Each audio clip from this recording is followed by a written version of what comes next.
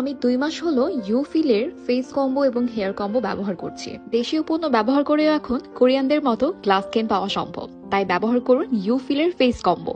এজন্য 3টা step follow করতে হবে। First step, activated charcoal soap দিয়ে ফেস ওয়াশ করে নিব।